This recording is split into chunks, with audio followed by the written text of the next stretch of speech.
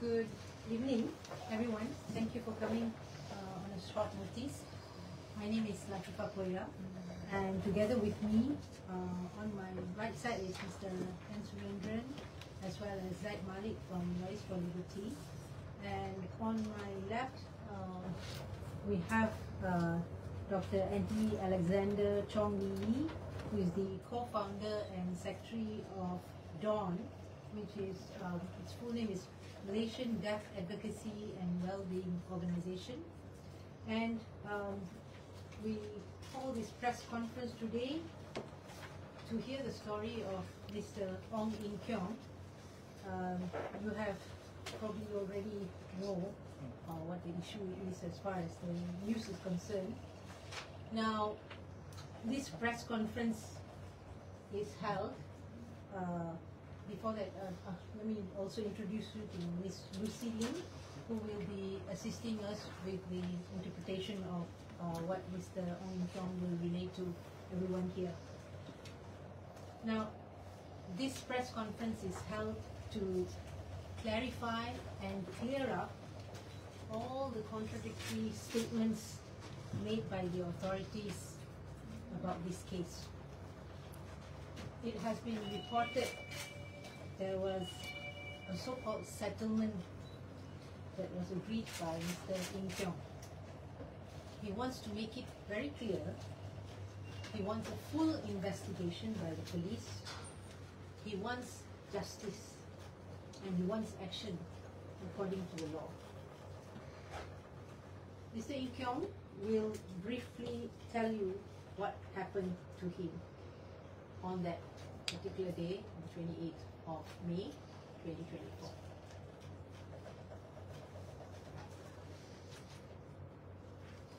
I was driving on e-hailing, and at that time there was a like a beeping sound on my phone to pick up a customer at St. Regis Hotel. So as I drive in past the car park and arrived at the lobby, I saw at the mirror there were no incoming cars and all that. I had 4 customers who had booked me, and they were accompanied by the service, like a porter from the hotel. And so I opened up my boot so that they can put the bags. Suddenly I saw this, like the police flashlight, the car lights coming and trying to tell us to move, move, move. I was a little bit not comfortable because my customer wasn't in the car as yet. So I told the police, just hold on. So as my customer got into the car, I bring down the window sill and told them that I am deaf and that I'm waiting for the car boot to be closed before I can proceed. So as I was taking off, suddenly this hand came and bashed me on my right cheek. And so as I moved out, I was feeling like, a numb, painful, a bit blurry. And the 4 customers were saying, "Are you okay? Are you okay?" I mean, of course, they were showing some signs.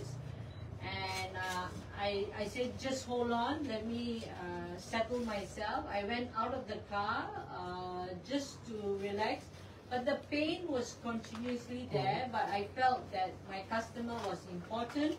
So I sent them to Mount Kiara, somewhere the area where they are supposed to go. So, Mr. In Keong, did you file a police report regarding the incident? Yes, I did.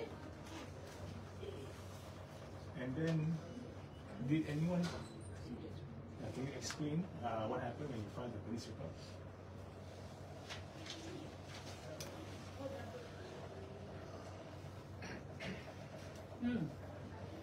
I was feeling a little bit like, difficult, like what should I do? Should I go to the police station? Then I contacted my deaf friend through the video call.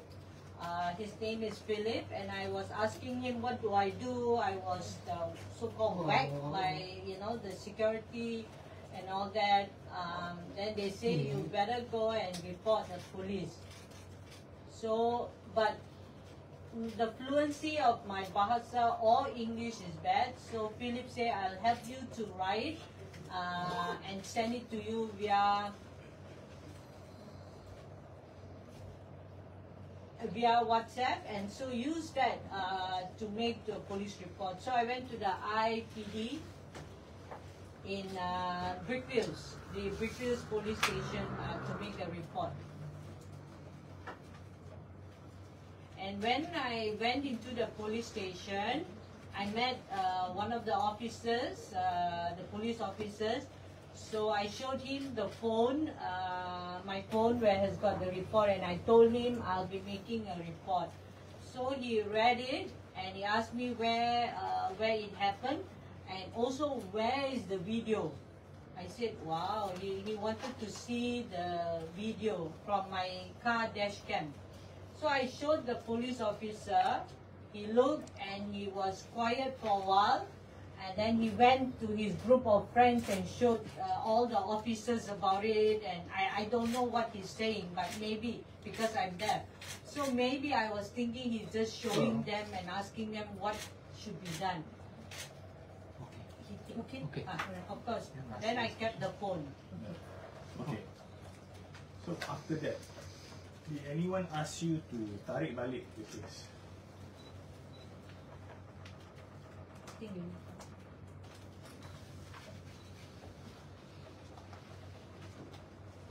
Yes, they did.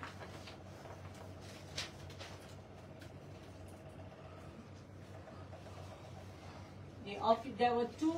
The officer said you have two choices. This is the two choices that we give you. One is you tarik balik the case and they will return back my handphone. The second, hold on. The first one, there was this Wakil Istana that was there. He says he told the police officer perhaps give In Keong two choices. One is to pay the treatment fee that I had at the hospital KL, pay for the treatment, or go to the court. And then the officer said, if you go to the court, I will take your handphone away, or I will confiscate. So I was in a dilemma. I wasn't sure what to do, and I didn't know why they want to take my handphone for the choices that I would make. So in order to get back my handphone, I said I will drop the case, and the officer said, how much do you want as compensation for your cost of treatment? And I felt it was too little. You know, in hospital KL, I paid very little. So I asked for $1,000 as compensation.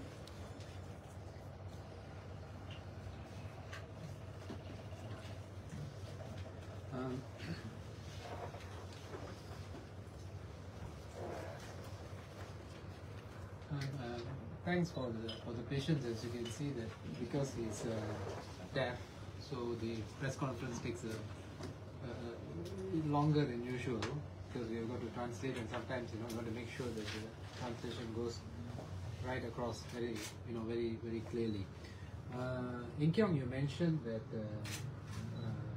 there was money offer and all that, but what is it that you want, In Keong, about this case? What do you want to do now?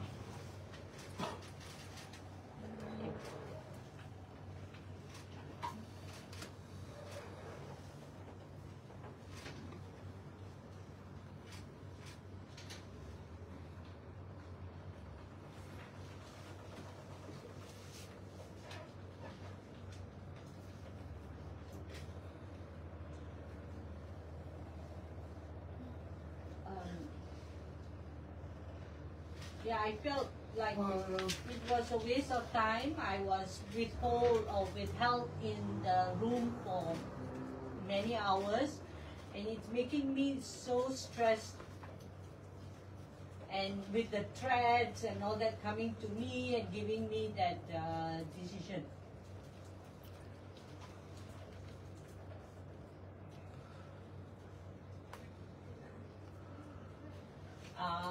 But in all this, I want fairness and justice to my case.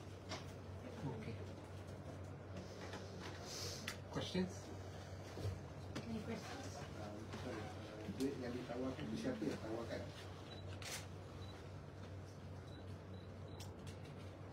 Oh, The wakil from the Istana. Did he give you on the spot? I mean, in the fire police station? By hand, cash. Yes, he met me and paid me cash. On the spot, on the bar, in the bar. Straight. Yes, in the balai. How do you identify that he is from Istana? The wakil is from Istana. The police officer told me, wrote down to say that the the wakil from the Balai Istana was coming, and when he came, I was introduced to him, and he said in gestures, "I'm sorry." He was also surprised that I was there, and he asked who hit me.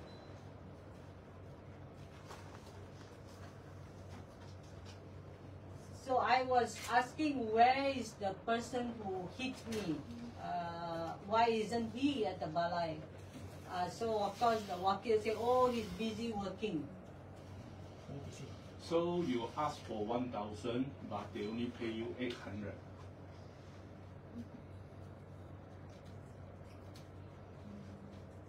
Because the wakil from the Istana say he doesn't have enough money in hand, and he only got 500 ringgit. So when he said that, I totally don't agree to it. Was it actually police escort or the VVIP personal bodyguard?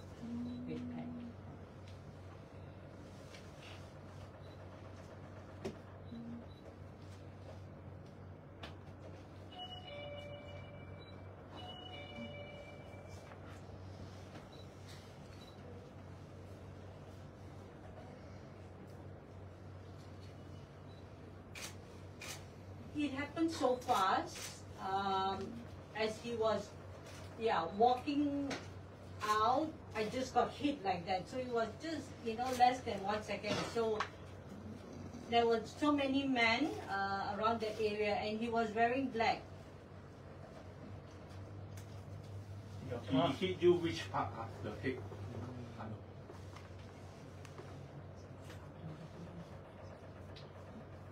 On this side, on my right side. Right. And he was, the window was here. Yeah, and I was at the car seat. He suddenly, uses his arm to punch me. Do you want to know at which angle?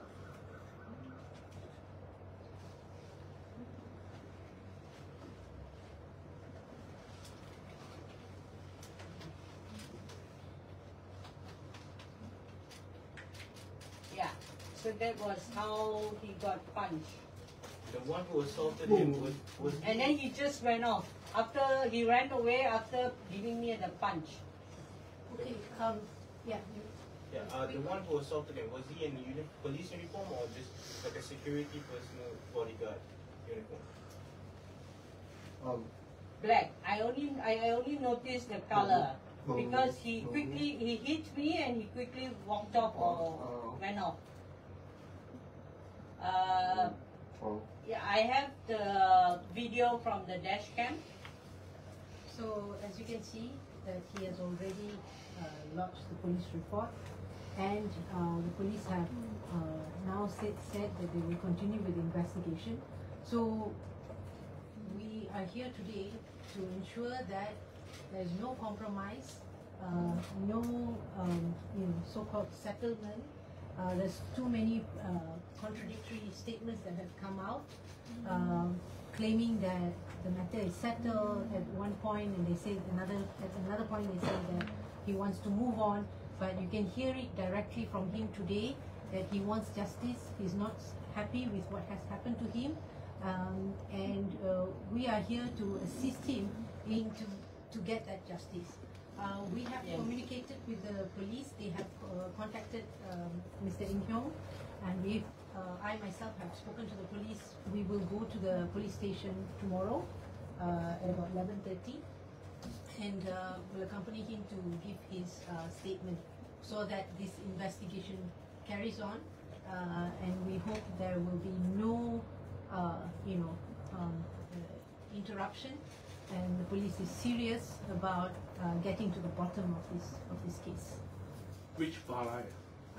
It will be IPD Traverse. Traverse. Yeah, Jalan Traverse, IPD Balai, IPD Yes, Fields. it's in So, Jalan double Traverse. confirm, did he accepted the compensation 500 Ringgit? It was 800. I think he mentioned just now. He accepted, As in, you mean the cash? You want to answer that? Yes, I did. accepted 800. You want to explain that why under pressure? Yeah.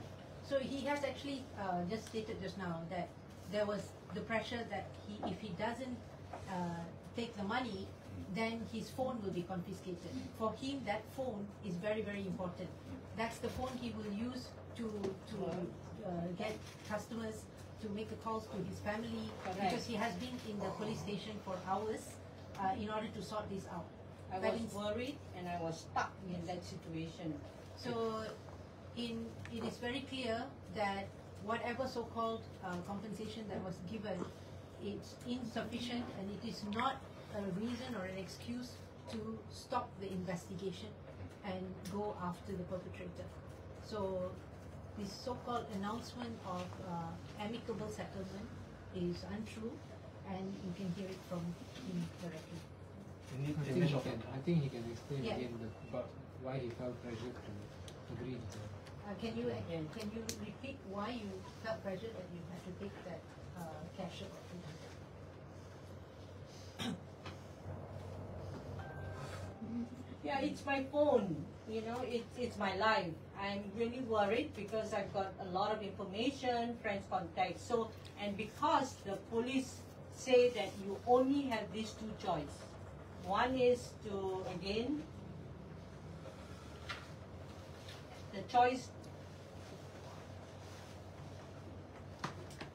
the compensation for the bruises, or go to court. But if I chose to take this matter to court, they would not return my phone. Okey, sejak insiden tu, nak tanya Mr. Oli, sejak insiden tu adakah dia meneruskan bekerja seperti biasa ataupun dia tak bekerja, dan kalau dia tak bekerja, sehari berapa anggaran kerugian dia akibat tidak bekerja?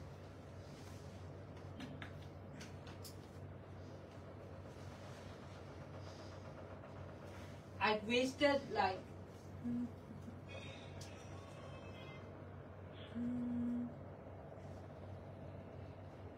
4 hari tak bekerja kerana saya runsing dan juga risau, dan anggaran lebih kurang 400 hingga 500 ringgit saya dapat sehari. Jadi so 4 days I wasted kerana kes ini. Syarikat e-hailing tu ada ambil tindakan ke atau block ID ke ataupun ada kontak ke?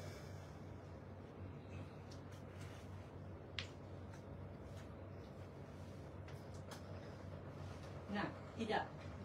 Berapa lama kerja? How long they working as a 7 years. I worked 7 years. Was it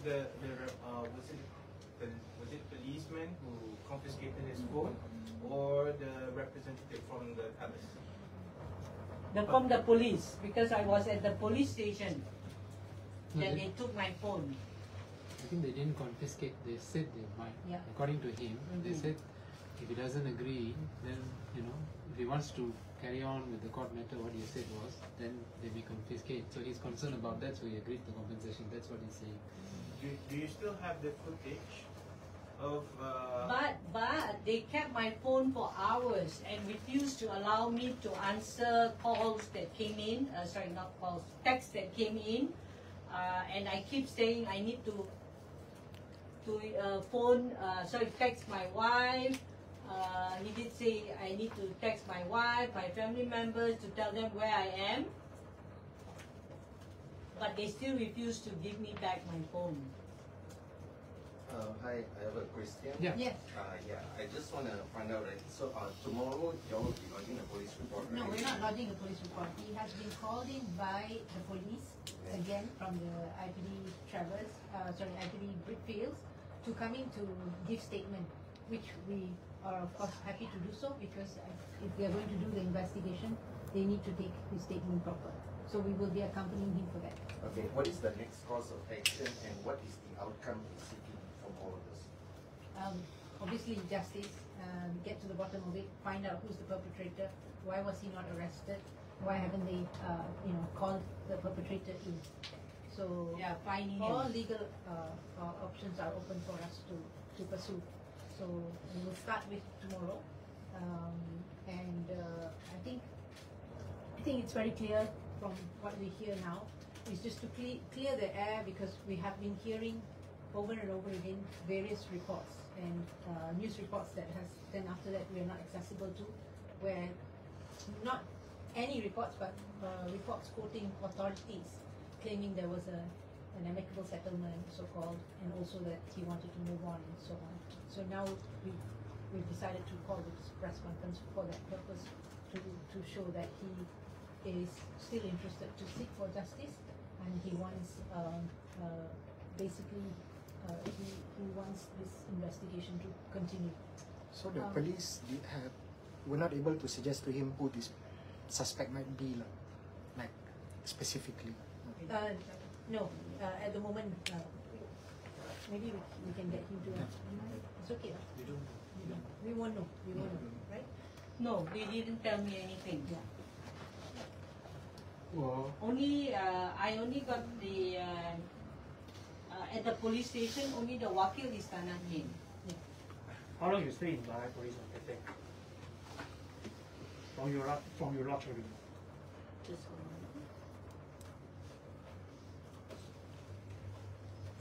First, it was at 1 o'clock. Slightly after that, they asked me to go and get treatment with the first police report I did. So I went to the hospital and get the checkup, waiting period and all that is 3 hours.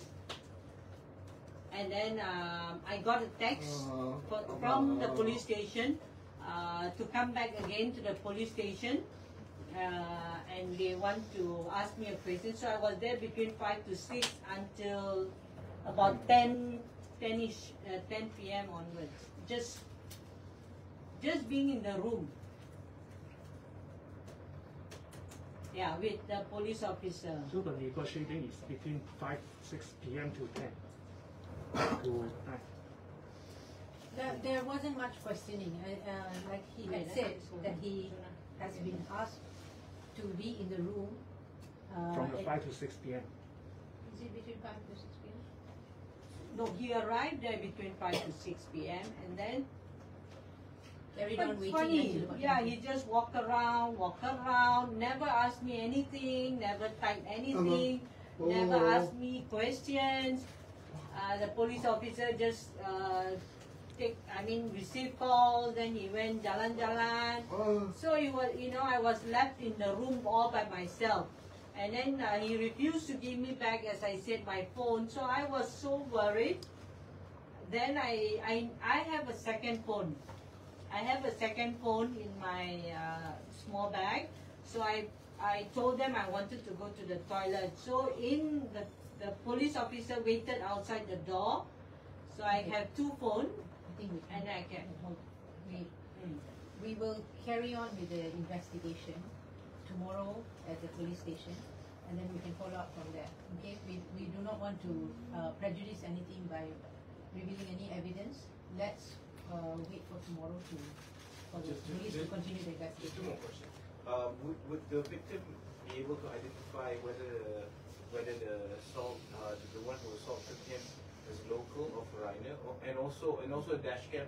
Is it still with him? No, The I dash don't cam know. is the dash cam is with the police. He has shown and given the video to the police, but we are not going to be able to answer that question because that would jeopardize any investigation. So let's hold on until the police makes that investigation, you know, and find out and let us know what is their outcome. Yeah? So you cannot identify the suspect. We will decline to answer that question for now, right? I got a question. Yeah. So basically, the victim, there is no amicable settlement, so the victim is still seeking justice. Yes, clearly, yeah. Then how about the money? Will we refund back? Well, if they ask for the money back, then he can give them back. But that one we leave it to whatever that's going to happen tomorrow, and we'll see. Now money is with Mr. Chong. Sorry? Money is with him. Yeah, the money is with him. Yes, it is. So he went to the hospital. May we know what the doctor said his injuries are? You want to tell what the doctor said to Melissa? They did an X-ray on my cheek, and then the doctor wrote and says there are no broken bones whatsoever. It's just that my eyes were red, my lips were swollen, and my cheeks was very painful when I had to chew my food. So after about 3 days, it's before I could have a good meal. I think we will close up this press conference, but before that, I would like to invite Dr. Anthony to share his views on what happened. Yeah.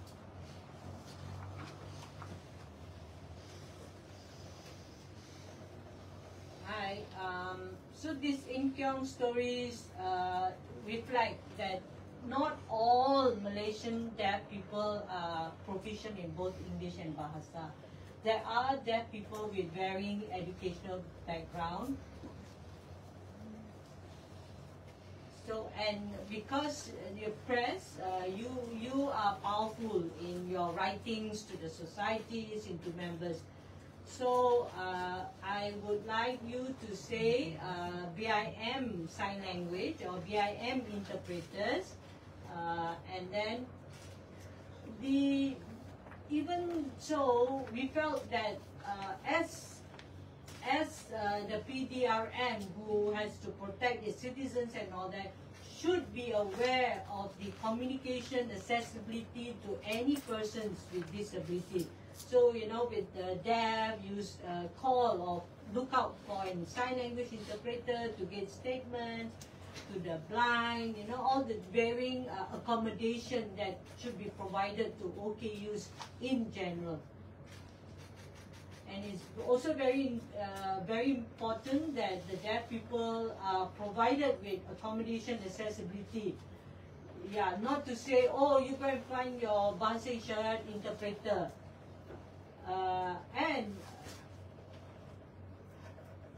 And how can they afford to pay for the BIM interpreter? And as you heard, they have to work the whole day to get 400 ringgit as a Grab driver.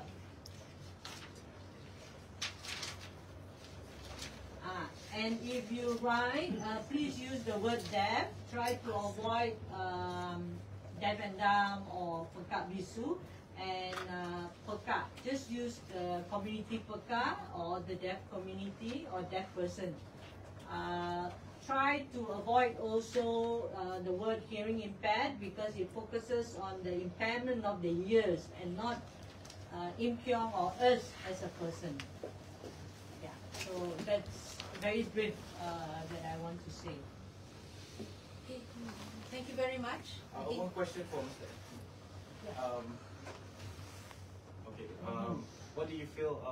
Can I get your comment when some of the news portals took down the statement that you issued?